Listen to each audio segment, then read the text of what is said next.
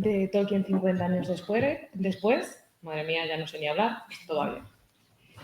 Vamos a continuar con Antonio Miguel Jiménez, que es historiador militar, especialista en ejército romano y que viene muy al peto después de las últimas charlas. Por lo Creo que sea. Él seguramente piense bastante en el Imperio Romano.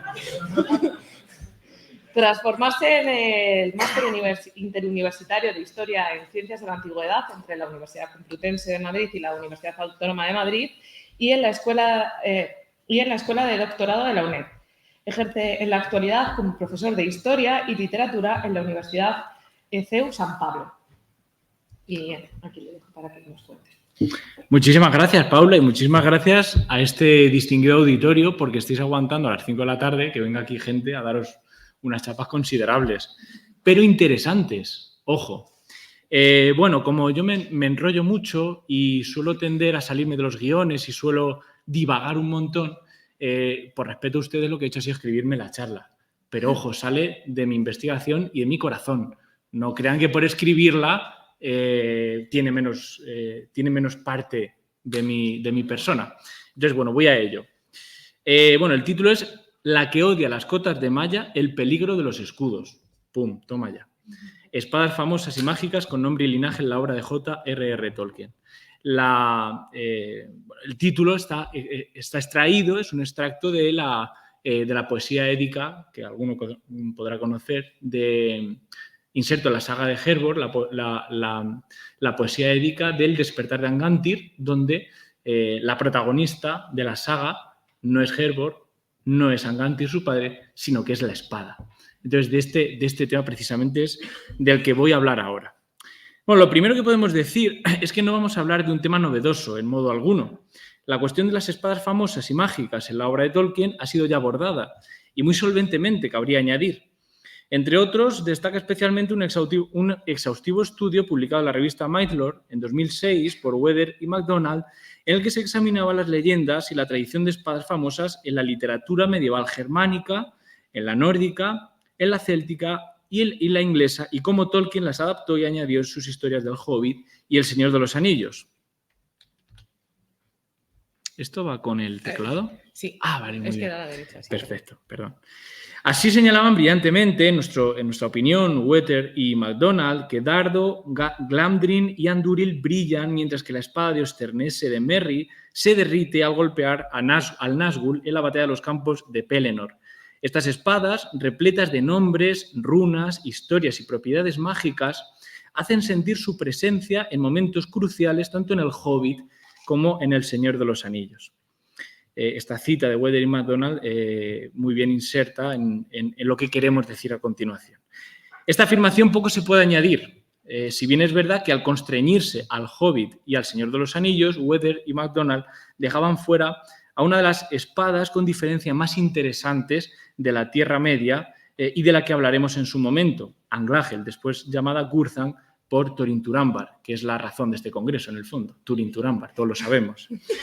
En cualquier caso, los autores del citado estudio partían de la sólida base teórica de que la inspiración que Tolkien tomó para idear las espadas con nombre en su obra procedía de la rica literatura del Occidente medieval. Hasta aquí todo en orden. Así, hacían hincapié en la importancia de obras como el poema anglosajón Beowulf y muy especialmente en la llamada Materia de Bretaña, donde Excalibur se erigía como la más conocida y la principal representante de las espadas con nombre y mágicas. No voy a hablar de Excalibur, ¿vale? Ahora bien, a renglón seguido, Weather y MacDonald hacían una observación muy interesante y, en nuestra opinión, cargada de razón al afirmar que en la obra de Tolkien hay numerosas referencias a espadas menos conocidas en las fuentes escandinavas. Aquí iremos un paso más allá. Afirmaremos que son esas fuentes escandinavas las que más proveen a Tolkien de inspiración en cuanto a espadas famosas y mágicas se refiere.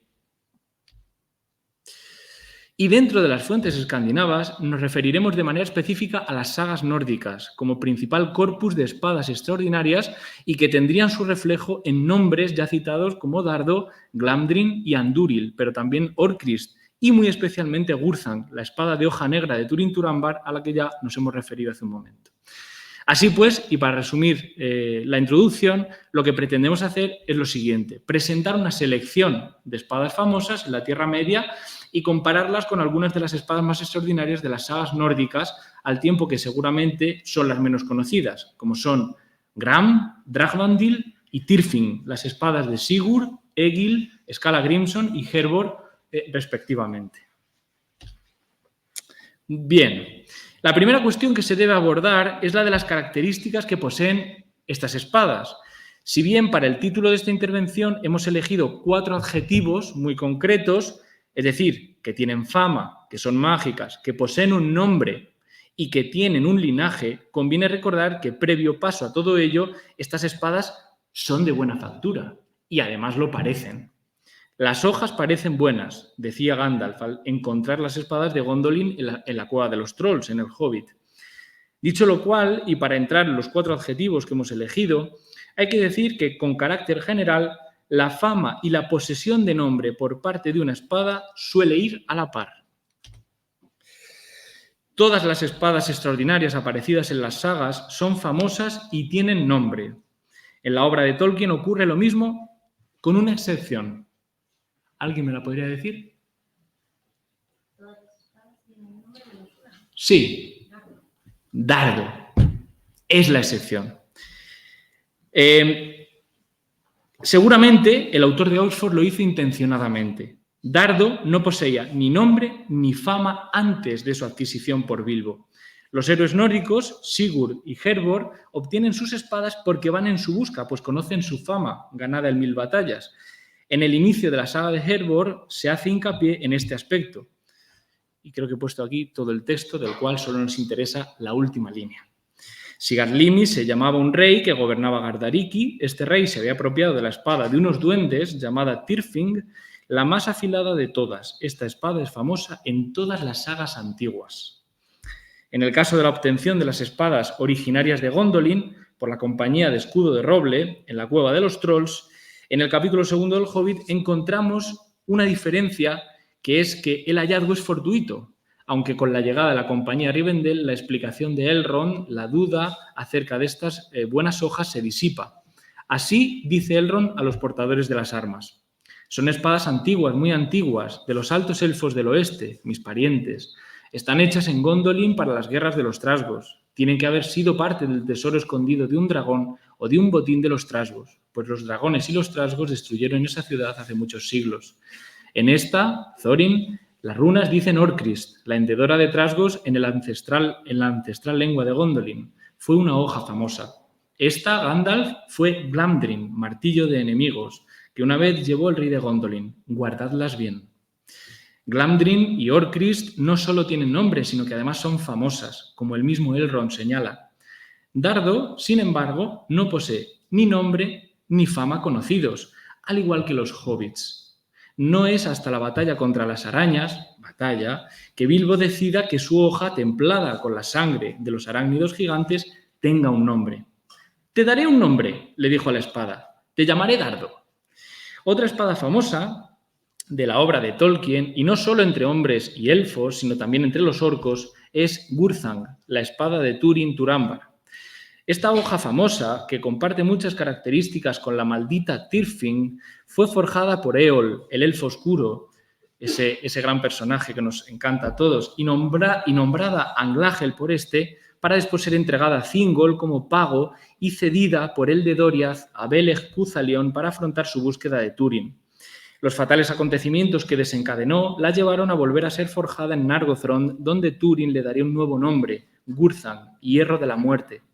Pues bien, en la versión de la historia de Túrin, recogida en los cuentos inconclusos de Númenor y la Tierra Media, se narra: entonces muchos orcos miraron atrás, amilanados, y Túrin emergió de un salto haciendo señas, como si otros hombres lo siguiesen, y esgrimiendo a Gurthang, cuyos bordes chisporroteaban con llamas,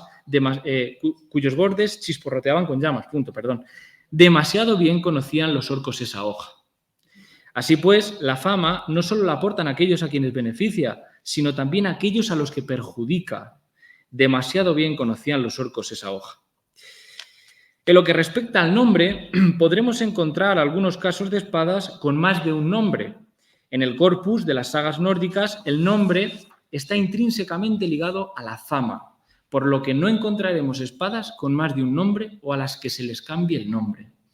No es este, sin embargo, el caso de la obra de Tolkien. El profesor oxoniense sí que idea espadas a las que se les cambia el nombre o que tienen varios nombres, y estas son, concretamente, Anglahel Gurthang y Narsil Andúril. Ahora bien, ambas comparten una característica asociada al cambio de nombre.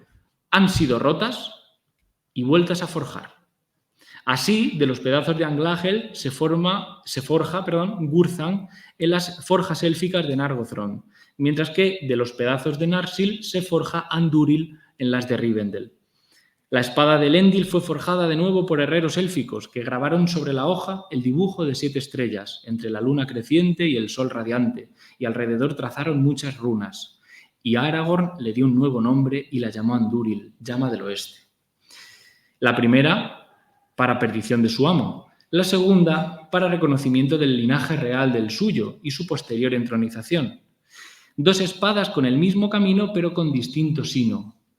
En la historia de los descendientes de Volsung, la espada Gram, entregada en 2 pedazos a Sigurd por su madre, es vuelta a forjar por el herrero Regin para que Sigurd acabe con Fafnir, pero mantiene su nombre, Gram. A nuestro parecer, aquí encontramos una magnífica innovación de Tolkien al entrelazar el carácter y destino del portador de la espada con el nombre de ésta y al mismo tiempo con sus propiedades. Dejando atrás la fama y el nombre, de lo que aún podría decirse mucho más, encontramos las propiedades mágicas o sobrenaturales de las espadas, que pueden ser o bien propias e inherentes al arma, como en el caso de la espada de Hervor, Tyrfing, o depositarias de la magia, el poder o el espíritu del hacedor o del portador de la espada, como es el caso de la citada Anglahel Gurthang. En este sentido, las hojas aparecidas en El Hobbit y en El Señor de los Anillos ocupan un segundo plano. No destacan precisamente por su variedad mágica. Son espadas especialmente brillantes, que despiden luz en momentos determinados, que son de excelente calidad. Así aparece en El Hobbit al final del capítulo 18 en el caso de Orcrist. Sobre la tumba de Thorin, el rey elfo puso luego a Orcrist, la espada élfica que le había arrebatado al enano cuando lo apresaron. Se dice en las canciones que brilla en la oscuridad cada vez que se aproxima un enemigo, y la fortaleza de los enanos no puede ser tomada por sorpresa. Nota al pie, un enemigo, no orcos. ¿Vale? Perdón. Esta característica mágica, sobrenatural, es muy común, muy común en las espadas de las sagas nórdicas y aparece, por ejemplo, en la saga de Hervor, donde se dice de Tyrfing que cada vez que era blandida relucía como si de ella salieran rayos de sol, o en la Volsunga saga, donde podemos leer de Gram que los filos de la espada despedían fuego. Andúril, no llamada llama del oeste en balde, aparece despidiendo rayos en momentos tan cargados de dramatismo como el auxilio de Aragorn a Minas Tirith en la batalla de los campos de Pelennor. Pero delante de todos iba Aragorn blandiendo la llama del oeste, Andúril, que chisporroteaba como un fuego recién encendido, Narsil forjada de nuevo y tan mortífera como antaño. Más allá de esta característica luminiscente, las espadas del Hobbit y el Señor de los Anillos no parecen tener otras capacidades extraordinarias. No es este el caso, sin embargo, de la historia de Turin Turambar en cualquiera de sus versiones. La espada Gurthang tiene un papel protagonista, pues ayuda al personaje principal, a Turin, a acabar con sus enemigos, Glaurung principalmente, pero a cambio de su propia sangre, lo que podría catalogarse por estar maldita. La espada tiene voluntad y destino, y por ello Melian, según la versión que se recoge en el Silmarillion de la historia de Túrin, advierte a Beleg Cuthalion al recibir a Anglahel. Pero cuando Thingol tendió la empuñadura de Anglahel a Beleg, Melian miró la hoja y dijo: «Hay malicia en esta espada. El corazón oscuro del herrero todavía habita en ella. No amará la mano a la que sirva, ni tampoco estará contigo mucho tiempo. No obstante, la esgrimiré mientras pueda», dijo Beleg. Frente a ello encontramos a Tyrfing, la espada maldita por antonomasia de la saga de Hervor y auténtica protagonista de la misma saga. Cuando Hervor decide ir en busca de Tyrfing al túmulo donde yace Angantyr, su padre, este lanza la terrible profecía: «Te digo, Hervor, escucha todavía, hija de príncipe, lo que sucederá. Esa Tyrfing, si pudieras, créelo, a todo tu linaje muchacha destruirá». Existe además otro paralelo significativo en cuanto al carácter poder de Tyrfing y Gurthang, la sed de sangre. En el caso de Tyrfing se dice que nunca se podía tener desenvainada sin que se convirtiera en la muerte de alguien, y con cálida sangre siempre sería envainada. Mientras que en el caso de Gurthang podemos leer que no retrocede ante la sangre de nadie, especialmente la de su portador, Túrin, a quien llega a susurrarle al final de la historia de Túrin en el Silmarillion: sí, de buen grado beberé tu sangre, para olvidar así la sangre de Beleg, mi amo, y la sangre de Brandir, muerto injustamente.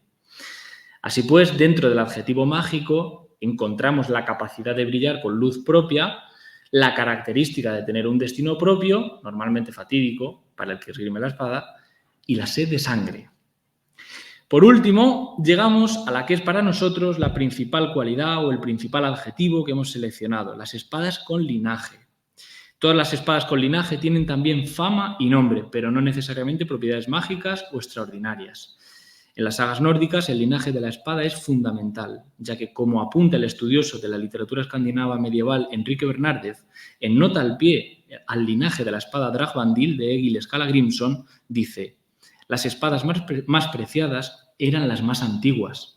Para citar seguidamente, ilustrando la afirmación, la estrofa 81 del Javamal, o Dichos del Altísimo, que es uno de los poemas contenidos en la Edda poética. Dice así: alabar el día de noche a la mujer ya incinerada, a la espada ya probada, a la doncella ya casada, al hielo ya atravesado, a la cerveza ya bebida.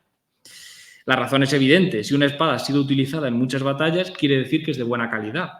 Y merece la pena ya legarla a los descendientes, ya darla como regalo o pago de algo muy valioso.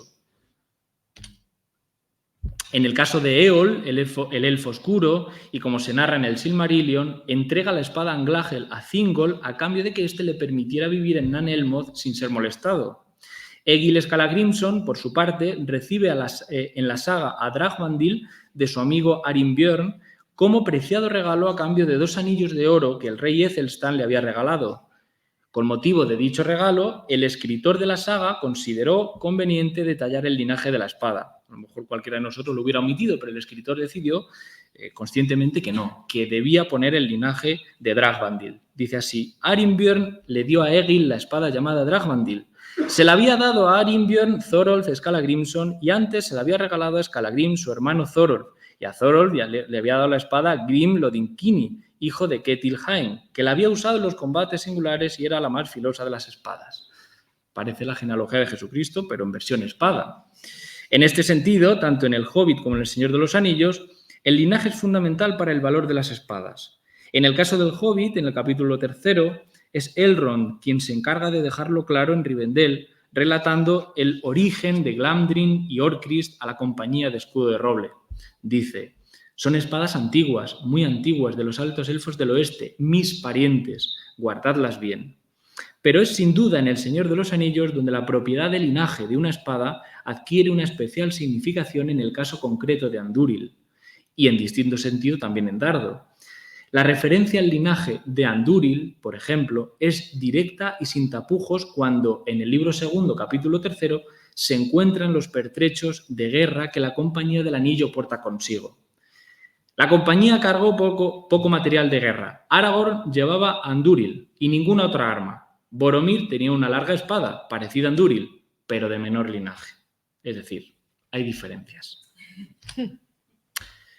En los casos de Tyrfing y Anglahel Gurthang, debido a una de las características definitorias de ambas espadas, la propiedad de linaje no tiene un especial peso, ya que se trata de espadas cuyos mortíferos servicios reclaman muchas veces la sangre de su portador, como en el caso de la estirpe de Herbor, aquí en un cuadro del siglo XIX, la nieta de Herbor, llamada Herbor también, y al otro lado pues una imagen, una ilustración de Alan Lee, que todos conocerán bien, con Turin Turambar diciendo su último adiós.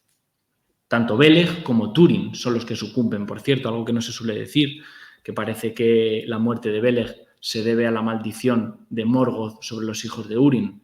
Beleg coge la espada Anglahel conscientemente de lo que le está diciendo Melian. Ojo, o sea, a lo mejor la muerte de Beleg no se debe tanto a la maldición de Morgoth sobre los hijos de Húrin, sino su propia inconsciencia de coger una espada maldita, digo yo. Y el mal despertar de todo. También, eso es, por lo que sea te clavan una espada en el pie y se lía parda. Bueno, así pues, y ya para concluir todo esto que hemos dicho, tras este somero acercamiento a tan interesante elemento como son las espadas con nombre en la obra de Tolkien, puede decirse que el portentoso conocimiento que el autor del Señor de los Anillos poseía de las sagas nórdicas influyó de manera determinante en el imaginario de las espadas que aparecen en su obra, siendo caracterizadas por distintivos tales como la fama, el nombre, la magia y el linaje. Solo las mejores espadas, como en las sagas nórdicas, tienen fama y nombre en la obra de Tolkien. Y son las espadas, como en las sagas nórdicas, las únicas armas que ocupan un lugar de honor. Son las armas distintivas del héroe, de quien va a llevar a cabo grandes hazañas o de quien tiene un elevado destino que cumplir.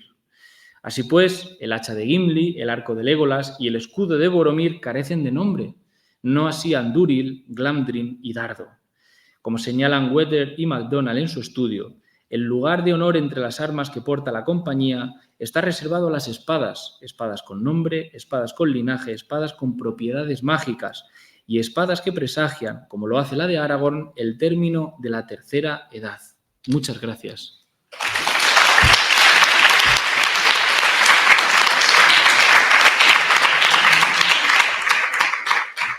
Muchas gracias, Antonio. Y ahora vamos a pasar con la siguiente ponente, que es Marta Lucia. Si puedes venir.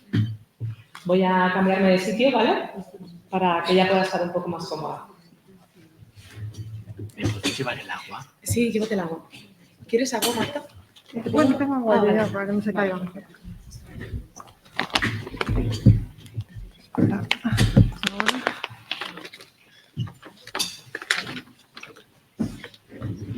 Me voy a poner aquí para presentarte y sí, ya puedes presentarte en mascarillas. Mientras tanto, mientras termino de presentar... Ay, uy, tengo aquí la presentación, disculpad. Voy a presentaros a Marta Lucia Gutiérrez Barragán, que es doctora en astrofísica por la Universidad Complutense de Madrid y estudiosa de la obra de Tolkien. Ha sido traductora amateur en cuenya y en lenguas célticas. Además, ha estudiado personajes femeninos en la obra de Tolkien, haciendo uso de perspectivas feministas para analizar tanto los puntos excepcionales como los problemáticos. También destaca su interés por los estudios comparativos que abarcan universos como el de Doctor Who o distintas mitologías. Así que bueno, ya te dejo para que empieces la ponencia. Ahí. Vale, esto es así, ok. Y esto. ¿Así se me oye bien? Sí. Sí. Bueno, lo primero, pues agradeceros que me hayáis dado la oportunidad de estar aquí. Un segundo, que al parecer... que se ha movido la cámara. Para que se te viera. Es que como estamos retransmitiendo, para que te vean en YouTube. Muy bien. En Twitch, perdón. Sí. Pues eso, que os agradezco a toda la organización que me hayáis invitado a estar aquí. A ti por acompañarnos. Y esta vez, pues como acabas de decir, pues uno de mis temas favoritos es hablar de la obra de Tolkien desde un prisma feminista. Entonces esta vez pues os traigo una charla sobre la sociedad élfica de Valinor y específicamente la sociedad Noldorin. Y lo que pretendo hacer es pues hablar un poco en general al principio de lo que son pues el sistema social creado por Tolkien para los elfos en Valinor para los Noldor, centrándome pues desde los roles de género a los sistemas de matrimonio y maternidad, y después pues centrarme en algunas de las mujeres más representativas en Valinor entre los Noldor de la casa de Finwë, para poder un poco dar ejemplos de todos estos casos y ver pues hasta qué punto estas mujeres están limitadas por esta sociedad y también cómo las subvierten, para después ya terminar pues concluyendo si hay más de inclinación natural en esta sociedad élfica o bien el constructo social tiene más importancia. Entonces, bueno, todo el texto que veis aquí pues no lo voy a decir todo, obviamente, esto lo dejo para que en diferido pues se pueda mirar más quien le interese, luego pues para que no agobie el concepto. Y entonces empezamos con el tema de los roles de género en la sociedad creada por Tolkien, que es una sociedad que vemos que sí que tiene una serie de roles de género establecidos, tanto para los Neri o los elfos varones como para las Nisi o las elfas. Y Tolkien afirma que estos roles están establecidos tanto por la tradición, o sea, por un constructo social, como también reforzados por un ideario que está basado en el determinismo biológico y en unas supuestas inclinaciones naturales según el género, lo que pueden hacer los hombres o las mujeres, pues según esas inclinaciones naturales, ¿no? Según Tolkien. Y, este ideario lo podemos ver, por ejemplo, en este fragmento que vemos aquí de Leyes y Costumbres de los Eldar, del Anillo de Morgoth, o también en sus propias cartas, como específicamente la carta 43 es muy relevante en estos asuntos. Esta dicotomía entre roles de género establecidos por tradición y por determinismo biológico también contrasta con la afirmación en el mismo párrafo de que cualquier elfo o elfa tiene también la capacidad, ya sea física o mental, y la elección, en teoría, de poder llevar a cabo pues, cualquier actividad o rol de forma normativa o bien subvirtiendo la norma establecida. Pero claro, yo siempre me gusta comentar, hacer ver que no podemos olvidar el poder que tienen los roles de género a la hora de poder influir en las inclinaciones, aspiraciones o decisiones de las personas que viven en la sociedad, ¿no? Y por tanto, en el mundo de Tolkien también vemos que las elfas y elfos que eligen roles que son menos normativos también parecen ser pues, una minoría más excepcional. Estos roles los podemos dividir en lo que he llamado la vía tradicional, ¿no? De roles normativos para Neri y Nisi, para elfos y elfas, y otros caminos que son los que consideraríamos, pues según este sistema, como menos normativos o subvirtiendo la norma. Y de aquí me gustaría, pues no voy a listarlo todo, pero sí que me gustaría mencionar que en esta sociedad sí se considera que la maternidad es una inclinación natural de las elfas, que Tolkien hace equiparable en la juventud de ellas a los intereses artísticos e intelectuales de los elfos.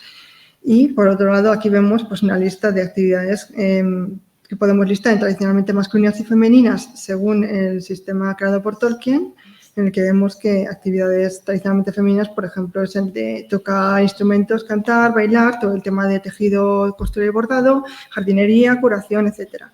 Mientras que cualquier otro camino pues podríamos considerarlo como una desviación de esta norma en general. Y esto incluye, por ejemplo, elegir mantenerse soltera o no tener hijos o priorizar antes del matrimonio amistades con otras mujeres. Quiero pasar a dar un resumen sobre cómo ha establecido Tolkien el matrimonio élfico en general, pero específicamente, como digo, en la sociedad Noldorin en Valinor.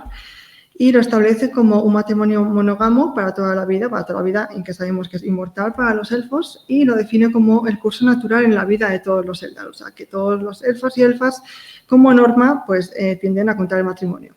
Este matrimonio también está establecido como un matrimonio heteronormativo, exclusivamente entre Neri y Nisi, ya que Tolkien sí que hace una distinción clara entre el amor profundo platónico, que puede ser increíblemente profundo, pero no especifica que no tiene una componente sexual, y el amor romántico matrimonial, que sí que es entre hombres y mujeres. Por otro lado, Tolkien especifica, por ejemplo, en la naturaleza de la Tierra Media, que muchas Nisi y muchas elfas contraen matrimonio y tienen hijos siendo muy jóvenes, poco después de alcanzar la mayoría de edad, que en edad equivalente humana son 18 a 21 años. Y esto va más allá, ya que además tenemos unas diferencias de edad muy grandes en los matrimonios élficos. Vemos una friolera de unos 30 años de diferencia de edad, ya que los elfos se suelen casar más tarde que las elfas, una edad equivalente humana de unos 48 hasta 60 años, con elfas de 18 a 21, lo que la verdad es un poco chocante si lo pensamos, ¿no? También existe, sin embargo, la posibilidad de elegir no casarse, ¿no? Pero esto sobre todo se suele contextualizar pues, por amores no correspondidos o momentos de guerra de exilio, momentos pues, más de no poder contraer matrimonio, ¿no? Con respecto a la unión sexual, al acto sexual, pues Tolkien también, pues debido a su ideario de moral católica, pues no hace distinción entre lo que es el matrimonio y el acto sexual, y también establece que la función principal de esta unión es la de procrear, la de tener hijos. Y también relacionado con su ideario de moral católica, pues no contempla el divorcio en esta sociedad, y también se contextualiza no tanto como una imposición social, sino como que la indisolubilidad del matrimonio es una inclinación natural de los elfos también, igual que casarse, ¿no? Y como he dicho, pues todos estos vemos que pues eso, todo esto responde a un ideario pues en su vida real conservador de moral católica, en lo que él considera que es una sociedad utópica, modélica y virtuosa pues entre los elfos, igual que hace también para los numerorianos. La sociedad Noldorin, pues desgraciadamente también vemos que sí que tiene una indiscutible base patriarcal, ya que es patrilineal, con el liderazgo típicamente recayendo en varones, y las esposas pasando a formar parte de la familia de sus maridos. Pero, sin embargo, pues no todo es negativo, ya que también pues, tenemos el punto positivo de que ambas partes del matrimonio pueden vivir en lugares diferentes durante periodos largos de tiempo sin importar, y también son libres de dedicar tiempo pues, a las ocupaciones y actividades que puedan elegir. Con respecto a la maternidad, ya para terminar este resumen general de cómo es la sociedad élfica, pues los Eldar suelen tener hijos poco después de casarse. Y con respecto al número, Tolkien pues, detalla que no se solían tener menos de 2 o más de 4. Y siendo los 7 feanorianos, como veremos ahora después, pues el número máximo registrado de hijos élficos jamás, ¿no? Por otro lado, pues también hay que hacer notar que aunque pues, afirma que todos los hijos son deseados en esta sociedad, pues tenemos en la sociedad élfica pues, una inexistencia, por supuesto, de métodos anticonceptivos o del concepto del aborto siquiera, y una vez esto está contextualizado con inclinaciones naturales, ¿no? Diciendo que las elfas y los elfos pues, tienen ese deseo, esa inclinación natural de concebir siempre que se casen, ¿no? Al casarse, quiero decir. Por otro lado, pues para terminar, me parece muy interesante hablar de la dicotomía entre que, por un lado, los partos de las elfas no causan dolor, ya que pues, el equivalente del pecado original en el legendario de Tolkien solamente aplica a las humanas, ¿no? Pero sí que gastan mucha energía vital, ya que cada gestación y parto cobra una factura muy importante a la duración de la energía de juventud de las Nisi. Y además tenemos una duración media en términos humanos de unos 9 años solares según una versión para cada parto élfico, lo que es bastante, ¿no?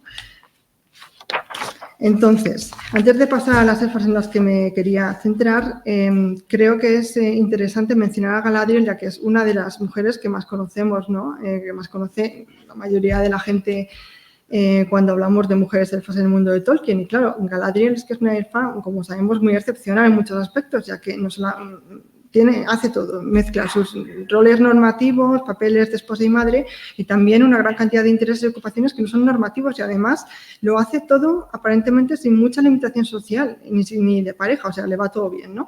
Y entonces yo quería lanzar esta pregunta, ¿es Galadriel realmente un ejemplo representativo de lo que son las elfas de la sociedad Noldorin o es más bien que ha tenido suerte, una excepción, algo más excepcional? Pues vamos a verlo en esta segunda parte con estas 5 mujeres, que son las 5 esposas y madres principales y más importantes del legendarium de la casa de Finwë, ¿no? Tenemos en primer lugar a Miriel Cerinde, la primera esposa de Finwë, como sabemos la madre de Fëanor, y por otro lado aquí a la izquierda a Indis, la segunda esposa de Finwë y madre de hijos importantes en legendarium como Fingolfin o Finarfin. Y por otro lado, aquí abajo, a Neardanel, la esposa de Fëanor, la madre de los 7 feanorianos, y a la derecha las esposas de Fingolfin y Finarfin, Anaire y Arwen, que son madres pues, de hijos también conocidos, como pueden ser Fingon, Turgon, Arethel, Finrod o, por supuesto, Galadriel, ¿no? Entonces, pues eso, les lanzo estas preguntas. ¿Cómo afecta el sistema que acabamos de ver de matrimonio y de maternidad a todas estas elfas? Y además de sus roles de esposas y madres que ya sabemos que tienen de forma pues, muy prioritaria en las historias, ¿qué más piensan y hacen? ¿No? Porque seguro que hacen más cosas. Pues en primer lugar vemos que sí, que aunque en el Legendarium principalmente se las menciona a todas en su papel de esposas y madres de elfos importantes en el Legendarium, sin embargo, en el material un poco más recóndito, como Cuentos Inconclusos o como toda la historia de la Tierra Media, la serie, pues se indaga un poquito más en lo que es su personalidad, sus aspiraciones y las actividades a las que les gusta dedicarse y en las que muchas de ellas destacan. Algunas de estas actividades pues sí que caen dentro de lo normativo, que eso no quiere decir que sean menos legítimas, por supuesto, pero por listar, y otras subvierten los roles de género sociales, destacando pues, como artistas o artesanas, eruditas o atletas. En primer lugar, podemos ver pues, de estas mujeres hay poco, pero sí que vemos que, por ejemplo, Earwen y quizá Naire, que es su compañera de escapadas, siente amor por el mar y un espíritu aventurero y explorador que les pasa a sus hijos, especialmente a Galadriel y a Finrod.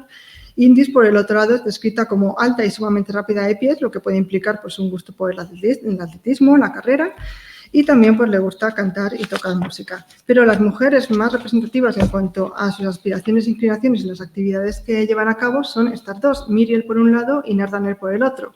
Miriel, la primera esposa de Fëanor, como vamos a ver ahora después, más cosas sobre ella, además de mostrar intereses lingüísticos, sobre todo se la conoce por su destreza sin igual en el bordado y el tejido. En una versión también es inventora de la costura con agujas y así su sobrenombre es Cerinde, la bordadora. Esta destreza manual pues cae dentro de lo que podríamos listar como algo tradicionalmente femenino, ¿no? Pero aún así, incluso así, se convierte en un importante símbolo de subversión en el sistema, en mi opinión, en su trama, ya que como parte de su trama prioriza el dedicarse a bordar, a sus pasiones, a sus hobbies, antes que amoldarse al papel que se espera de ella como esposa y madre. Por otro lado, Nerdanel destaca como la única elfa descrita por Tolkien que es herrera, escultora, artesana, orfebre, pintora, un montón de cosas, un montón de ocupaciones que lleva a cabo con gran destreza y, por otro lado, también tiene pues, intereses intelectuales, gusto por aventura y por viajar por Valinor extensamente y se la conoce también como Istarni la sabia por su sabiduría. Así que ya vemos que todas estas mujeres, pues además de ser esposas y madres, sí están descritas con una serie de intereses en las que también resultan personajes excepcionales en cuanto a lo que hacen, ¿no?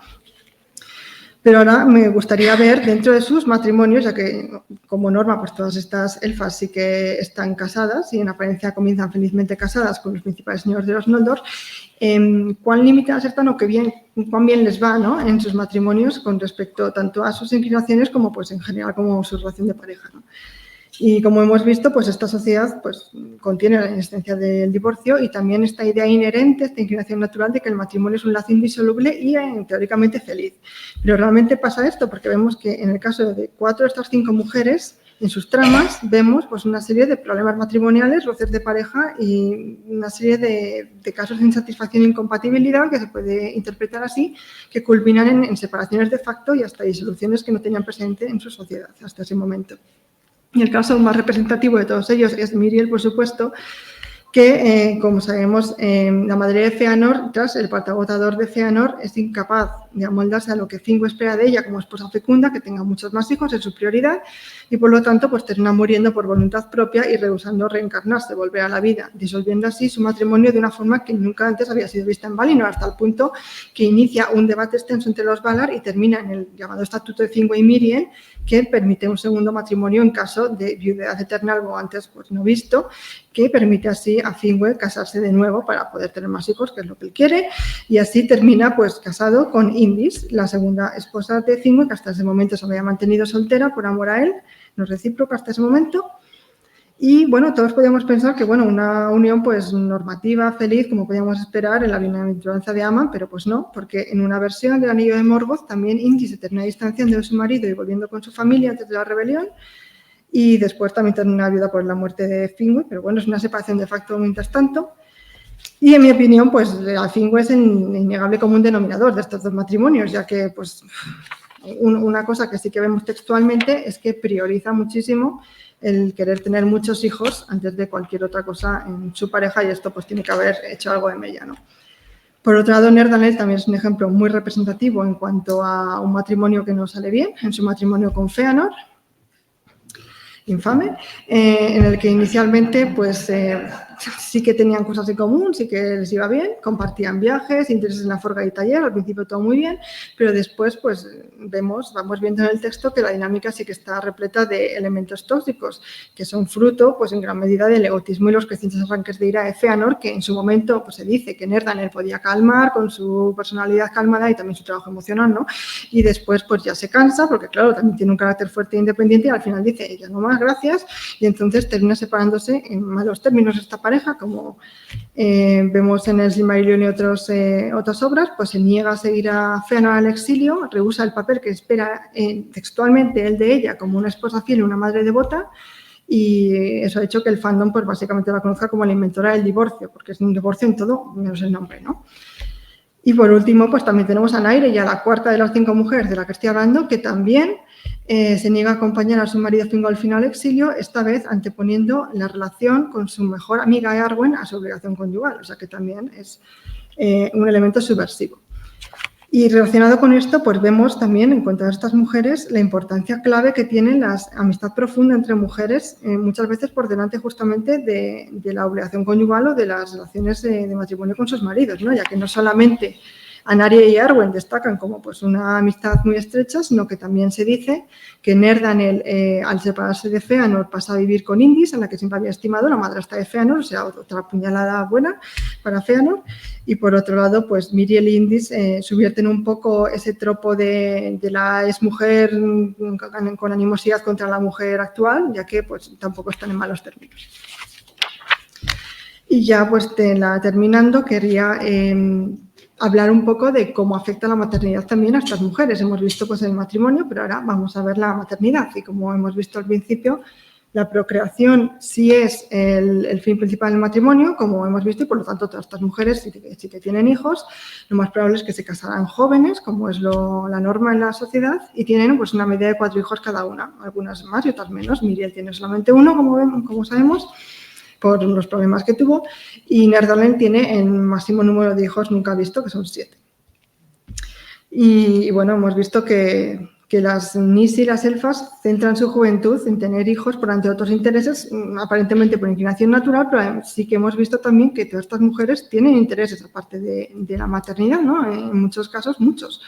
Entonces, ¿cómo compaginan? ¿Cómo es la conciliación Noldorin? Porque no tiene tan buena pinta, ¿no? Porque, por ejemplo, ¿cómo compagina Nerdanel su récord absoluto de 6 embarazos, 7 hijos, con sus múltiples intereses que tiene artísticos y artesanales? Porque veo poco probable que Fëanor pues, redujera su actividad en tallería y se dedicara un poco a poner de su parte, ¿no? Y por otro lado está el elemento importante de que cada parto les roba una energía importante a la fuerza de juventud de las elfas.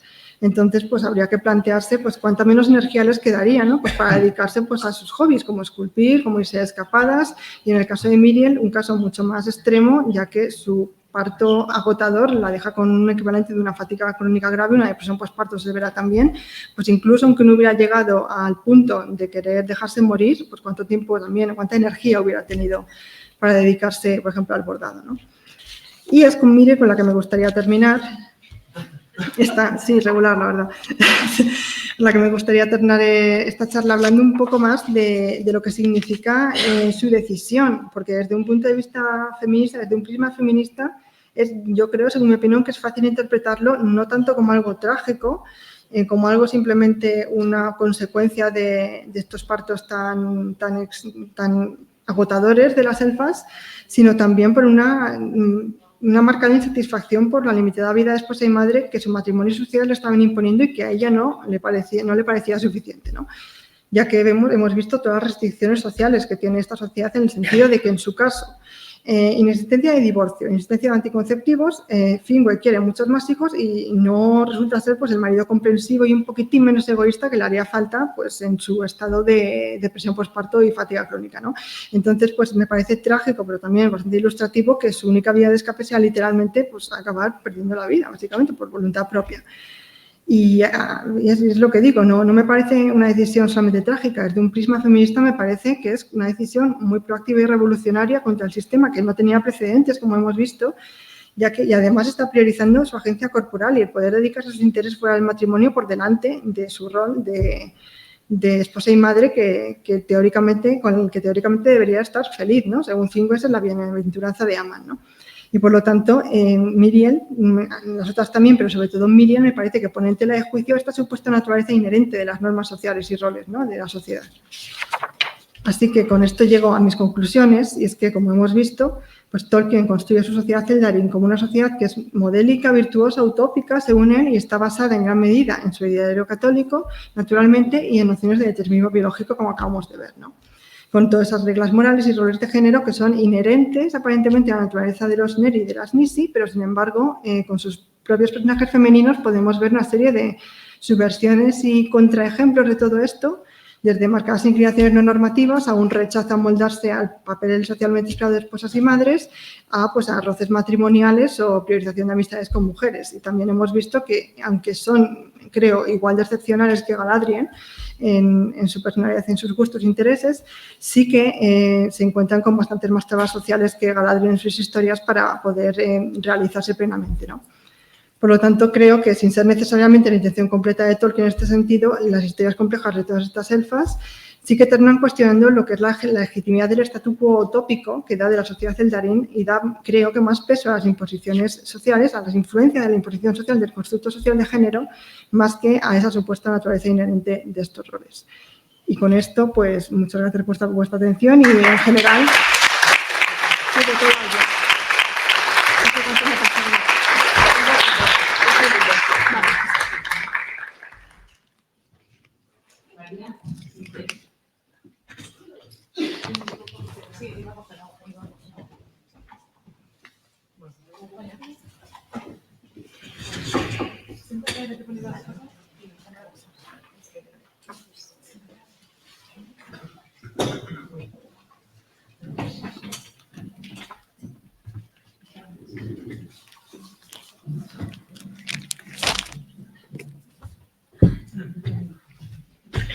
A ver.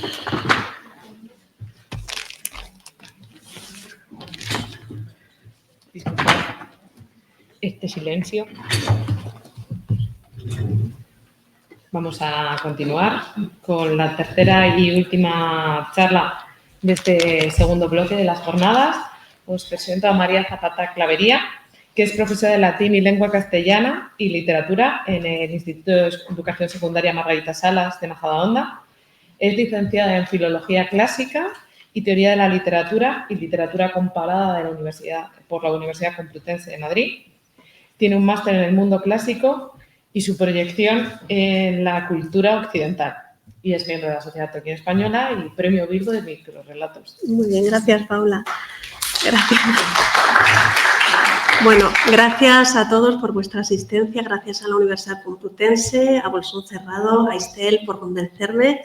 Y bueno, es un honor estar aquí después de haber escuchado las palabras brillantes de mis compañeros para hablar de lo que podríamos considerar los proto-hobbits. No sé si está la presentación. Sí, creo que es que Estel tiene papeles en la mano justo en este momento. Vale. Bueno, titulo mi presentación, mi exposición Hobbits y Snerks, una historia de una ida y una vuelta, porque como veremos, la influencia, si es que la hay, ahora vamos a ver en qué medida, ha ido en los dos sentidos. Bueno, ¿cómo empieza mi interés por los Snerks? Hace unos meses cayó por casualidad en mis manos este libro de atractivas ilustraciones, El maravilloso país de los Snerks. En la parte superior de la portada había un enunciado que a mí me sorprendió enormemente. Ponía que era la novela, así de rotundo, la novela que inspiró El Hobbit. Fui al autor, Verónica Cosantelli, una mujer, eso me hizo levantar una ceja, una mujer. Más abajo, en letra más pequeña, muy pequeña, había que fijarse, indicaba que estaba basado en el original de Wyke Smith. Me lo llevé a casa, pero en el interior no había ni prólogo ni explicación alguna de la afirmación de la portada. Es cierto que la ilustración del personaje que vemos abajo se asemeja a un hobbit. Quise ir un poco más lejos, conocer la obra original, ver cómo habían hecho esta adaptación. Y lo primero que me vino a la cabeza fueron esos movimientos editoriales de reescritura que hacen los relatos infantiles políticamente correctos a los tiempos de hoy. Pero eso ya veremos que no es lo que me encontré. Entonces, no sé si aquí entre los asistentes hay alguien que ha tenido la suerte de leer este libro en su infancia o fuera del contexto de Tolkien. Pero realmente creo que esta obra no forma parte de nuestro acervo popular. Creo que es así. Para mí era desconocido. He hecho una encuesta en mi Hermial y no era conocida. Intenté ponerme en contacto con la editorial y con la autora, pero lamentablemente no recibí respuesta. Entonces, ¿quién es este E.A. Wyke Smith y quiénes son los Snerks? E.A. Wyke Smith es un autor británico, unos 20 años mayor que Tolkien, que compaginó su trabajo como ingeniero de minas con la escritura. Durante la Primera Guerra Mundial estuvo destinado en un montón de lugares, fue una vida muy ajetreada y al terminar la contienda fue cuando comenzó a poner por escrito los libros que le contaba a sus hijos en el contexto familiar y un poco lo utilizó como terapia.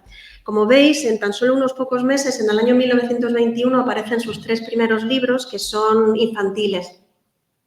Y luego va a tardar bastante más en redactar El maravilloso país de los Snerks, que tomó su tiempo, se publicó en el 27 y entre tanto publicó otras obras para adultos. Se estima que Tolkien empezó la redacción del Hobbit en el verano del 28, el libro vería la luz en el 37, es decir, que son 10 años lo que separa la publicación de ambas obras, pero lo cierto es que Tolkien posiblemente tenía bastante cercana la lectura de los Snerks cuando escribía el Hobbit. Y de que, bueno, el maravilloso país de los Snerks viene a ser una amalgama de elementos de cuentos populares y de otras novelas, fundamentalmente Peter Pan y Alicia en el País de las Maravillas, de forma bastante clara. Pero ¿de qué tratan los Snerks? Bueno, es la historia de dos huérfanos, Silvia y Joe, que viven bajo la tutela de la señorita Watkins en la Sociedad para el Amparo de los Niños Sobrantes, que recoge o secuestra, mejor dicho, niños y los pone en un lugar seguro, inaccesible y mágico, donde hay piratas y una raza de personajes muy peculiares que son los Snerks. Estos Snerks son criaturas de tamaño mediano, simpáticas, que trabajan con la sociedad, esta de la señorita Watkins, a cambio de regalos, protegiendo a los niños y realizando tareas de construcción. Pero realmente ellos viven más allá del río, en un lugar que de momento es desconocido y al que se van cuando se cansan de trabajar. Estos niños, Silvia y Joe, son bastante traviesos y en un momento dado son castigados, así que deciden escaparse de su cautiverio y largarse a visitar el país de los Snerks. Comienza entonces una aventura más allá del jardín y como guía van a tener a Gorgo, que es que es el más torpe de los Snerks. Emprenden un viaje a través del mundo maravilloso en el que viajarán a lomos de osos de canela, se enfrentarán a brujas, ogros, caballeros andantes, bufones, toda clase de criaturas mágicas. Se van a exponer al peligro, pero solo en lo justo y necesario, y gracias a la ayuda del torpe Gorgo serán capaces de regresar a la sociedad de la señorita Watkins sanos y salvos, pero con una enseñanza aprendida, que no hay que desobedecer y hay que ser generoso y portarse bien con el prójimo. Entonces, esta novelita tan simpática cayó prácticamente en el olvido hasta la edición de 1996, donde Douglas Anderson reivindica su influencia en la construcción de los personajes de los hobbits. Lamentablemente, esta es una obra que hoy es difícil de encontrar en papel, pero que tiene un prólogo muy interesante al respecto. Realmente amplía y da coherencia a algunas anotaciones sobre el tema que encontramos en la edición anotada del Hobbit a cargo de Douglas Anderson. Pero vamos a ver qué es lo que es interesante, qué es lo que nos dice el propio Tolkien. En el 16 de enero de 1938, el Observer había publicado una carta firmada por Hobbit en la que se pregunta este lector por el origen de los hobbits. La réplica de Tolkien apareció el 10 de febrero y utilizó la traducción de Minotauro. Sin embargo, respecto a la pregunta principal del Hobbit, no hay peligro. No recuerdo nada del nombre ni de los orígenes del héroe. Podría hacer conjeturas, pero para ello, por supuesto, pero ellas no tendrían más autoridad que las de los futuros investigadores. Dejo el juego para ellos. Es decir, él aquí se lava las manos. Continúa. En cuanto al resto del cuento, es, como sugiere el Hobbit, una amalgama previamente digerida de épica, mitología, cuentos de hadas, aunque no de autoría victoriana, regla a la que George MacDonald es el único autor de la época a la que hace referencia, autor de una novela también para niños que se llama La princesa y los trasgos, que C.S. Lewis admiraba también muchísimo. Este George MacDonald es la principal excepción. El Beowulf se cuenta entre mis más apreciadas fuentes. Supongo que en fin, dice, voy a la mira. Mi cuento no se basa conscientemente en ningún otro libro, salvo uno, y este no está publicado, el Silmarillion.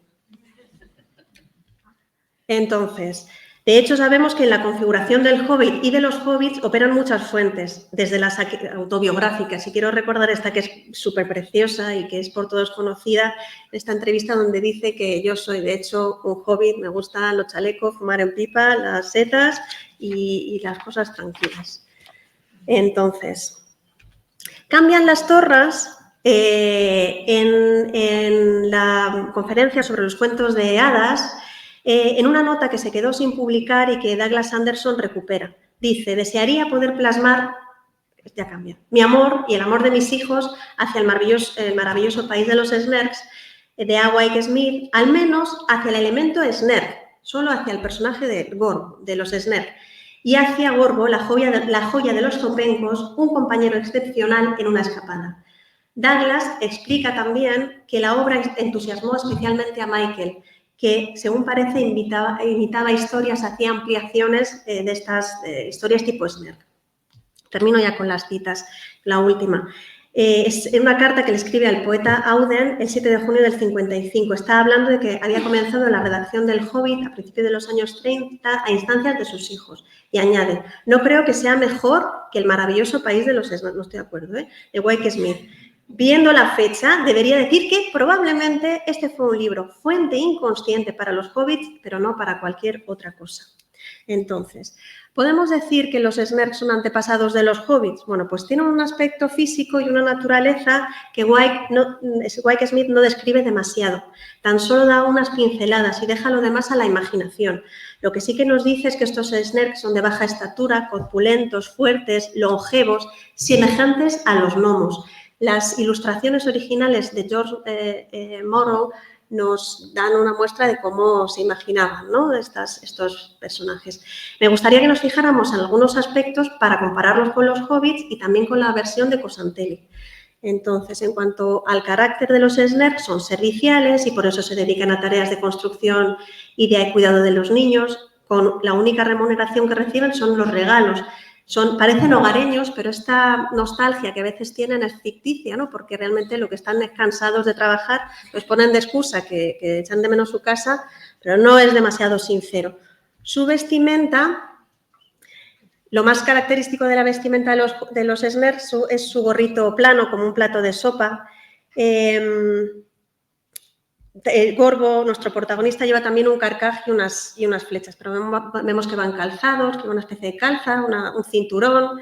Vamos a ver que después cambia. En cuanto a la vivienda, tampoco encontramos una descripción cuidada. Lo único que sabemos es que estas viviendas son irregulares y que su construcción nunca termina, están constantemente reconstruyéndolas, ¿no? Importantísimas son las escenas de festejos. Los Snark son, y esto sí que es una similitud con los hobbits, son pueblos a los que los festejos les gustan muchísimo. Son un pueblo que ama las fiestas y los banquetes. El rey las preside y todos están invitados y están hechas a escote. Pero ellos no son especialmente glotones. Se come mucho en esas fiestas, pero luego vamos a ver que Gorbo tampoco es segundo desayuno, no. Entonces, vamos a ver otras semejanzas que saltan a veces cuando lo lees dices, bueno, puede ser, y que Douglas las pone de manifiesto y que me gustaría que reflexionáramos sobre ellas para ver si se puede afirmar que Tolkien se inspiró, como dice el libro, la portada, en este libro, o son simplemente cosas que están en el acervo común. Por una parte habla del cronotopo del camino, del carácter episódico, del amor. Estos son tópicos bastante comunes en la literatura, por lo que no tiene que significar una relación directa. De hecho, encontramos algunos artículos en los que se establece una afiliación con la Odisea o el Quijote precisamente por los mismos argumentos. Me atrevería a decir hasta que con el Gilgamesh, porque realmente el camino está en todas partes. Douglas Anderson también señala otras similitudes, como el nombre de Gorbo y Bilbo, que no deja de ser una conjetura. Algunos pasajes concretos, por ejemplo, en los Snark los niños pasan por un bosque, pero yo pienso, y Caperucita, y Blancanieves, y realmente pues muchos, ¿no? También hay objetos mágicos. En el Hobbit, especialmente el anillo, en los Snark, la bruja le entrega a Gorbo 3 objetos. Un gorro de invisibilidad, un palo, que se convierte en una espada, y unas zapatillas de correr rápido. Pero como la bruja es muy mala, esos objetos son fallidos y a la hora de la verdad no funcionan. Por último, sí, señalar una ilustración. Esta mola. La ilustración a mí me hizo sonreír. El ilustrador original representa a la bruja. Esto es una bruja disfrazada. Douglas Adams señala en su prólogo que esta puede ser una influencia para la iconografía de Gandalf. Bueno, vale, puede ser. Vale. Todos estos motivos son de una enorme recurrencia en los cuentos. Digamos que Wyke Smith no inventa la rueda. Lo que sí es cierto es que sí hay muchas coincidencias. Es en la acumulación donde nos podemos hacer esa pregunta. Vamos a creer a Tolkien en que pudiera ser una fuente inconsciente, pero no una inspiración clara y explícita. También es posible, yo estoy ahí, que compartan fuentes comunes. Los Snarks de Wyke Smith prácticamente se olvidan hasta que Douglas Anderson, como he dicho antes, recupera el libro, convirtiéndolo en un texto de interés para los aficionados a Tolkien, tanto en sus notas al Hobbit como en la edición de los SNERCs del 93. Pero vamos a ver qué pasa en el 2021. En el 2021 encontramos la escritura de este libro de Verónica Cosantelli. En este año la editorial Chicken House Book encarga a una escritora de libros infantiles con tan solo un par de títulos en su haber la reescritura del maravilloso país de los SNERC. Su reescritura va mucho más allá de la modernización del lenguaje o la adaptación a las nuevas sensibilidades, como a veces encontramos, hay casos sonados últimos. Los cambios son radicales y sustanciales con el original. Los personajes cambian de nombre. Los niños protagonistas pasan de llamarse Silvia y yo a Pip y Flora. Se mantienen muchos de los motivos del mundo de Wyke Smith, pero el relato se enriquece con una trama más elaborada y coherente. Juega con las expectativas, haciendo la lectura más entretenida y crea un background más interesante. Las descripciones y los diálogos son más ricos. Mejora, en mi modestísima opinión, la obra original. Recuerda un poco, tiene el gusto a Roald Dahl. Como he dicho antes, en la portada encontramos ese reclamo de que es la obra que inspiró El Hobbit, pero no se nos da ningún tipo de explicación en el interior. En una especie de viaje de ida y vuelta nos encontramos a unos SNERCs mucho más parecidos a los hobbits que los de la obra original de Wyke Smith. Magia. Insisto además que las descripciones de Cosantelli son mucho más ricas que las de Wyke Smith. Entonces, aquí creo que he intentado hacer en esta suma, pues que veis, si veis aquí en el Gorbo, en la edición de Cosantelli ya está descalzo, lleva un chaleco, lleva unas calzas más parecidas a las de Bilbo, a la de los hobbits. Entonces, van a ser personajes más hogareños, los viajes están bien, dice, los viajes están bien, pero los mejores son siempre los que te llevan de vuelta a casa, donde todo está como tú lo dejaste, tus muebles se alegran de verte y hay un montón de cuerda. Son glotones. En el libro original ya he dicho que los personajes comen mucho, pero en las fiestas hay merendolas, pero no es específico de los SNERCs ni de Gorbo. Este rasgo es fundamental en este libro, son muy compasivos. Su reina, antes tenían un rey, ahora tienen una reina, es la reina Piedad. La compasión también es un rasgo que caracteriza a los hobbits. Y en cuanto al vestuario, bueno, pues ya lo he dicho antes, para empezar ya van descalzos, es que ese rasgo ya es muy significativo. Vamos a encontrar también nuevos personajes como trolls. En el mundo de Wyke Smith no encontramos a la raza de los trolls, sin embargo, Cosantelli las integra en el personaje de Bolithos, que es un ex-ogro vegetariano, pero que ahora sabemos que es el hijo de un troll de roca y de una bruja. Y la madre bruja había acabado con el padre, engañándolo y consiguiendo que se quedara a la intemperie hasta el amanecer. Nos suena. Hasta que se convirtió en roca. También hay un personaje que cambia de forma, como esta bruja Meldrum, cambia de forma, me recuerda un poco a Beorn, ¿no? Por buscar similitudes también. Y para terminar, como conclusión a esta reseña y a modo de recapitulación, Tolkien leyó y amó con sus hijos el maravilloso país de los SNERCs. Sí reconoce en una ocasión que pudo haber una influencia inconsciente. Hay que alabar el esfuerzo de Douglas Anderson de recuperar una obra que estaba prácticamente olvidada y de hacer notar las semejanzas que mantiene con El Hobbit. Los SNERCs de Wyke Smith es una obra curiosa que ha envejecido regular y que hoy no creo que sea una lectura atractiva para jóvenes lectores. Afirmar de manera rotunda que inspiró El Hobbit, aunque se repita una y otra vez en blogs y en la Wikipedia, es una exageración que necesita ser matizada. Puede, como digo, haber un sustrato SNERC inconsciente, pero El Hobbit es la suma de muchas más cosas. Las semejanzas, sin embargo, harán las delicias de los aficionados a la obra de Tolkien. Cosantelli toma los elementos de Wyke Smith para devolvernos una novela mucho más coherente, de un estilo más rico y más apta al gusto de los jóvenes lectores de hoy. Una novela muy divertida que sinceramente he disfrutado, pero en este caso decir que inspiró al Hobbit es directamente una falsedad y un gancho editorial. Tolkien jamás leyó este libro. De hecho, el ejercicio es inverso. Los SNERCs de Cosantelli están en un viaje de ida y vuelta hobbitificados. Os agradezco vuestra atención.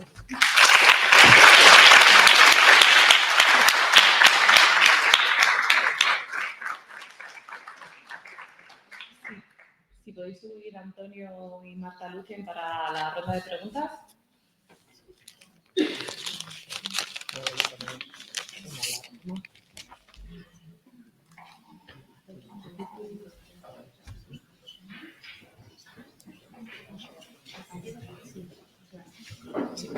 No, tienes... Para encenderlo, ¿ves que no está en rojo? Cuando lo enciendas, subes a verde. ¿Es aquí? Vale. Abajo está siempre de verde. Tú tienes que tocarlo de arriba. Te pones aquí y si quiere Antonio que se ponga aquí para dejar un poquito de distancia. Bueno, pero yo me puedo quedar aquí. Ah, vale. ¿Te quieres acercar? Lo que tú veas. Bueno, como aquí había un... Claro, hay un micrófono, si no comparto yo con Antonio, porque ya estamos acostumbrados. Y más que vais a ver esto.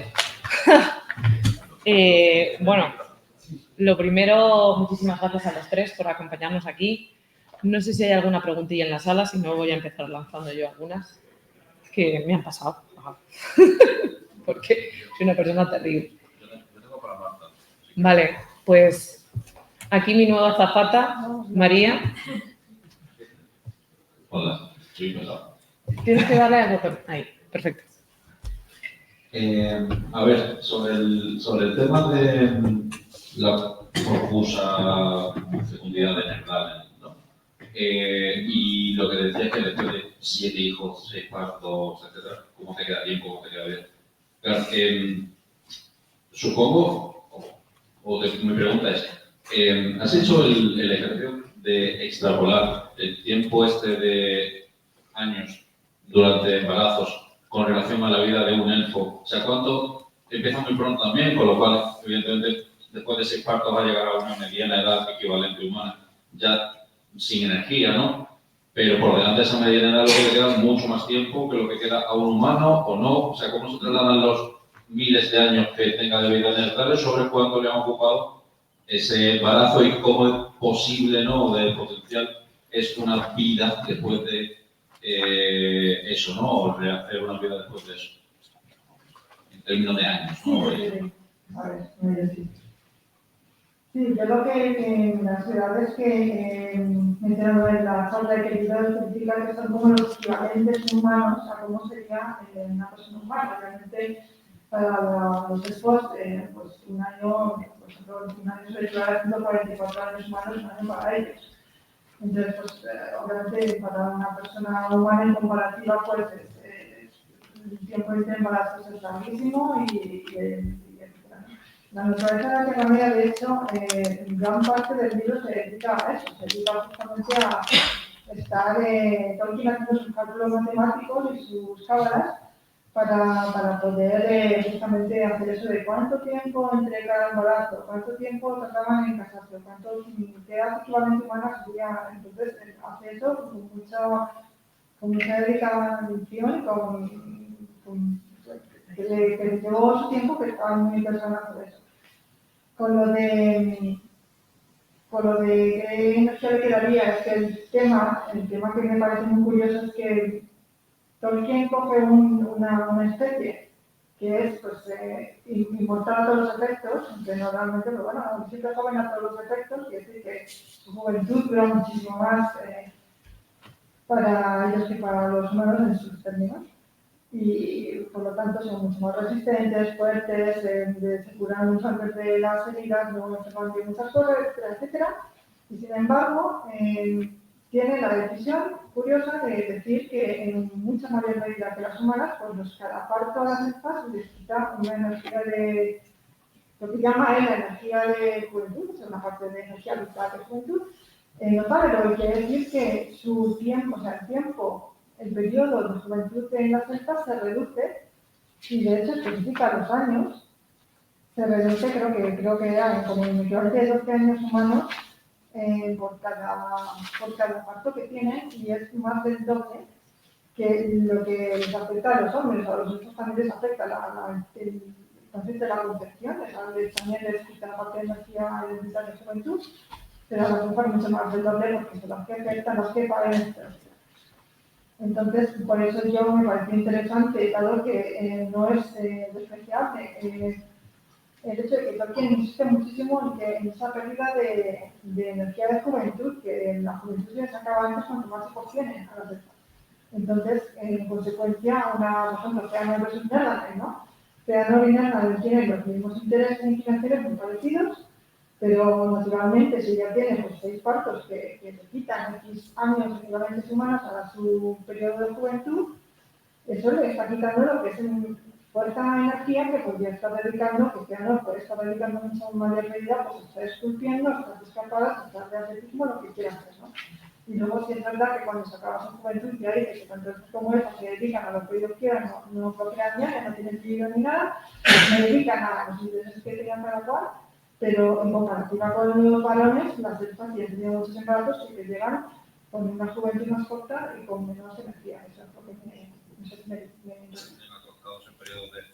Claro, se corta, es más breve, cuanto más hijos tengan, ¿no? Lo que es lo que lo pienso, ¿no? Así que por eso, en verdad, es la que más hijos ha tenido y sabiendo que destacan tantas cosas que le gustan hacer, que son cosas manuales, que también requieren su energía, pues cabe la pregunta de cuánta energía le quedaría así más si no hubiera tenido el mayor número de partos, porque históricamente conocidos en la historia de México.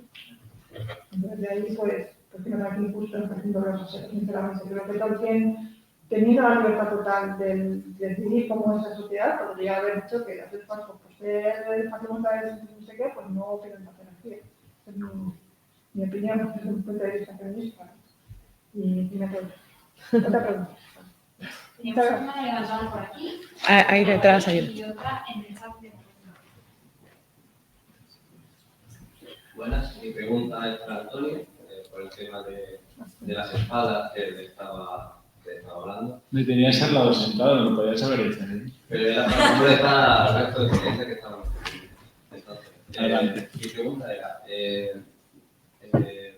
varias de las espadas de las que has hablado, de hecho, el origen de muchas de ellas, de su epicidad o de clasificación en la que tú la has mostrado, dependen del origen de su forja. Y si es verdad que unos provienen de una raza y otros de otra. Y esta es pregunta personal.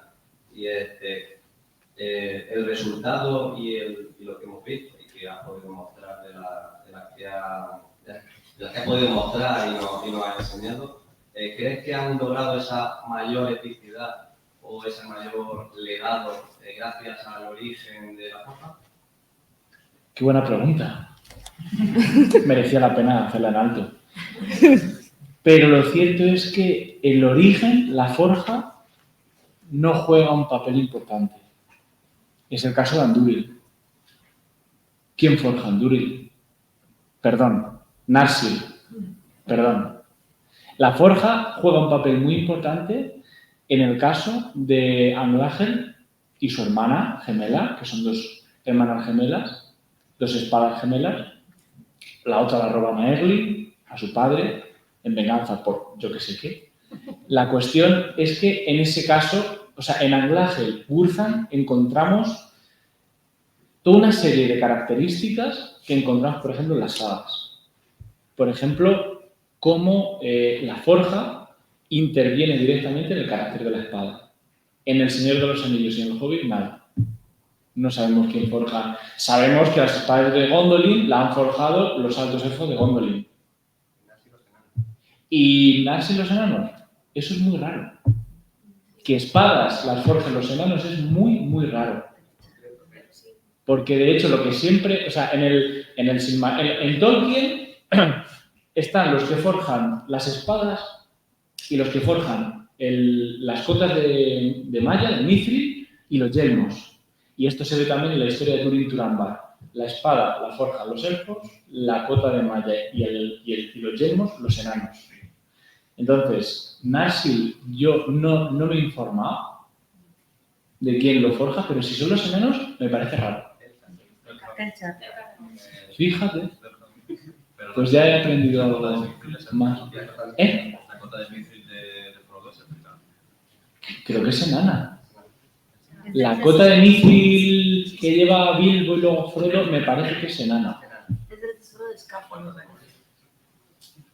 Siempre, o sea, normalmente la lógica de Tolkien, de hecho, curiosamente, esto es otra de las cosas que no da el tiempo ni el espacio para abordar, pero la lógica de Tolkien subvierte la lógica de las sagas. En las sagas siempre forjan las espadas los enanos. Por ejemplo, Tirfin, que está forjada por dos enanos que se llaman Dwalin y Durin. Ahí queda. Ahora bien, en el caso de la obra de Tolkien, los que forjan las espadas son los elfos. Lo invierte. Pero en el caso de Tolkien, la forja en Anglagen sí tiene una importancia significativa. De hecho, por eso no lo elegí como adjetivo. Porque la forja, en el caso de Dragbandil, ni siquiera en el caso del... Hablando de la saga de Egil Skallagrímson, no se dice que la forja. La forja en las sagas tampoco tiene una importancia muy significativa.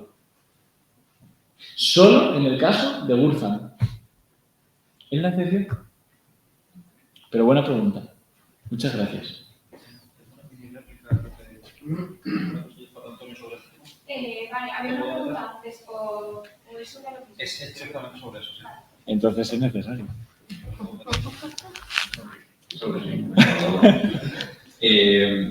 Al hilo eso que dices de que es solo Gulfan la que tiene presencia, puede estar relacionado a que el Silmarillion tiene una relación mucho más directa con las sagas que el Señor de los Anillos, que es mucho más una novela, no tanto una saga épica, ¿no? Por el propio carácter del corpus del escrito, que es mucho más cercano a una Edda o una saga tal que el Silmarillion, o sea, que el Señor de los Anillos es más una novela de aventura donde, ¿no? Es otro tono, ¿no? Dale. Aquí, gracias, Paula. Sí y no. Sí, totalmente. O sea, el Silmarillion tiene la estructura CETEN de saga. Y no, ¿por qué? Porque el Señor de los Anillos, aunque no sea una saga como tal o no tenga esa estructura de saga, el Señor de los Anillos tiene muchísima influencia de la saga de Hellboy, que es una saga también peculiar. Primero, porque la protagonista es la espada. Y segundo, porque la que precipita la maldición de la espada sobre todos es una mujer. Una doncella guerrera, de hecho, que es Hellboy. La influencia de un elemento maldito que cae sobre una estirpe, esto recuerda un poquito al anillo, salvando las distancias. ¿El Señor de los Anillos tiene estructura de saga? No. Eso es el Silmarillion, porque las sagas al final son historias familiares, que en la antigua Islandia, bueno, en la Islandia medieval se empiezan a escribir para dar carta de naturaleza a las dinastías reinantes. Entonces, el Silmarillion es fetén para eso, para explicar por qué los Noldor pues, se traen las que se traen. Y en el caso de Señor de los Anillos es una historia de aventuras como... Perdón por resumirlo así, pero... Gracias. Tenemos por aquí otra pregunta y luego tenemos también preguntas en el chat y hay más preguntas. Y tenemos 7 minutos. Yo quería hacer una pregunta sobre la conferencia de los roles de género. Teniendo un poco en cuenta que al fin y al cabo estamos hablando de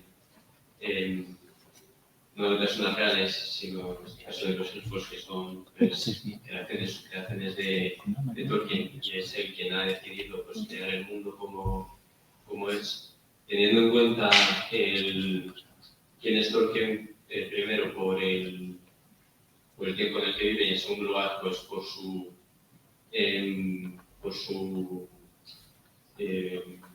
forma de ser católica. Quería preguntar si no te parece un poco atrevido, por así decirlo, el que Tolkien, el que se pueda deducir que la consecuencia de que Miriel renuncie a su voluntad de vivir sea por la opresión social del sistema en el que se encuadra, y no por otras cosas que un poco, pues ya digo, yendo un poco más a la mentalidad católica de Tolkien, no podrá tanto y tendría más sentido otras explicaciones como, por ejemplo, pues que la causa de su infelicidad no fuera el sistema o la opresión generalizada, sino el fracaso de un matrimonio con la culpa de Fëanor que no ha cumplido su parte del gestor. Vale, sí, creo que entendí lo que dices. Sí, o sea, justamente como dijo Mónica antes, he querido resaltar, si ha sido efectivo, que esto es una interpretación, claro, esto es una interpretación de la obra, por ejemplo, en el caso de Miguel, he dicho que se puede muy fácilmente ver así desde un prisma feminista. Quiere decir que al ser una intención de Tolkien crítica, darnos una crítica social de la visión patriarcal de su sociedad creada por él según justamente su ideario católico. Claro, no estoy diciendo eso. Sí, es una interpretación que se puede dar de que a pesar de que sabemos que Tolkien sí mantenía el ideario conservador católico donde buscar en la sociedad modélica era pues que no hubiera divorcio, que el matrimonio para siempre, que heteronormativo, no sé cuántas tantas cosas, la relación, que eso le parecía pues virtuoso modélico utópico, aún así, como se dijo en la charla de Mónica, que los personajes están construidos de tal forma que tú puedes sacar también todas esas interpretaciones. En este caso de tu misma feminista no quiere decir, y quiero dejar claro que no quiere decir que Tolkien está haciendo una crítica social de su propia sociedad que considera utópica. Me parece a mí que a él le parece bien esa sociedad. Y él entendió otra contextualización probablemente. De hecho, consideran, en el debate de los varas, consideran que una de las causas de que Emilia se deje morir es causa de alta corrupta y es causa de una premonición de todo lo que va a pasar del reconocimiento de Valinor, de un presagio, una tragedia, o sea, no lo ve precisamente como una rebelión sistémica. Esto es una interpretación que se puede dar y por eso mi conclusión era que a pesar de que la construyó esa sociedad de tal forma, incluso así, creo que se puede concluir que incluso considerando todo el determinado biológico, todas esas inclinaciones naturales, etc., se puede ver también la influencia del constructo social en su sociedad, aunque él no lo hubiera intencionado así. No sé si me explico. O sea que sí que es interesante matizar eso, porque también importante. Sí, hacemos primero las presentaciones. Vale. Yo creo que nos da tiempo a una pregunta más y ya está. Que quedan 3 minutos y tenemos que hacer otra pausilla. Tenemos una historia que la puedo estar poniendo a poder hacerla.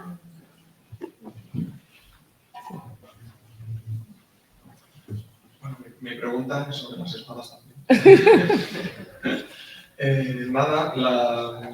Me ha llamado mucho la atención que este atributo de las espadas conscientes y las espadas parlantes también de alguna manera. Yo lo he tratado desde otra perspectiva. El año pasado, el año y pico, ahora a punto de publicarse, que es desde el punto de vista de la recepción clásica, porque también tenemos el ejemplo de la espada de Ajax, que también el suicidio también le habla. Y también tenemos el caso de Culero en el Kalevala, que también tenemos la espada que, pues igual que le habla y se vanagloria de que va a matarle. Entonces quería saber si hay algún tipo de... Porque claro, en el caso nórdico no lo había tratado tanto. Y no sé si aparte de, bueno, se menciona a Tirting, pero no sé si además hay algún caso más en el ámbito nórdico. Está cedido. Sí. La respuesta es sí. En todas, para empezar, el caso finés no lo conozco bien, hola Miguel. En el caso finés, bueno, yo no he leído la historia de Culero, conozco el Kalevala a grandes rasgos y sí que es cierto que en el caso de Culero hay una espada que tiene un papel principal. Lo que desconozco es si tiene nombre.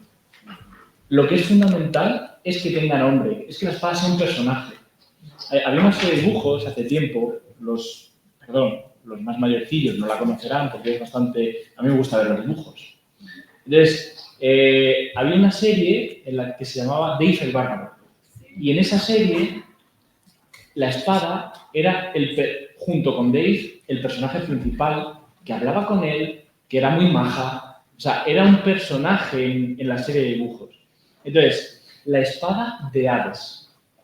En el origen y las gestas de los godos, de Jordanes, hay una Atila el Uno, se vanagloria de que va a conquistar el mundo, o mejor dicho, en palabras de Jordanes, de que va a controlar el resultado de las batallas porque he encontrado la espada de Marte. Pero es la espada de Marte, no es Marte. La espada no se llama Marte, es decir, la valía del arma, la valía del objeto, viene dado por el portador o por el hacedor. Pero no tiene, en el caso de espadas con nombre, en el ámbito nórdico y anglosajón. Es el que yo conozco. Y luego también tenemos las herencias clásicas de la literatura medieval, Durandarte en el caso de Golán, en Tizona en el caso del Cid, etcétera, etcétera. Es decir, pero yo creo que cuando una espada tiene nombre, implica también que es un personaje que tiene alma, por tanto. Sí, en el caso de Ajax está además Nada, solo... Luego podéis hablar... Luego hablamos con esta persona tiene esta personificada. Claro, exacto. Perdón. Última pregunta. No, yo era para María. Has dicho Pues que le quería los preguntar a nerds María. no son influencia para los hobbits, pero en tu opinión, ¿qué sí ha sido influencia para los hobbits? ¿De los Snerks? No. A la vida. Bueno, pues, a ver, yo me remito a lo que el propio Tolkien dice, es una amalgama de fuentes previas. Entonces, pues es que ir más allá, decir que que está inspirado en la Odisea, ojalá yo que vengo del mundo clásico, yo estoy buscando siempre un lugar donde aferrarme, pero es que no es así. Incluso, bueno, él mismo reconoce la influencia en otras novelas. Rabbit, había otra novela que él reconoce, al George Morrow también, en fin, que ir más allá de esa sopa esencial es hacer conjeturas y buscarle tres pies al gato.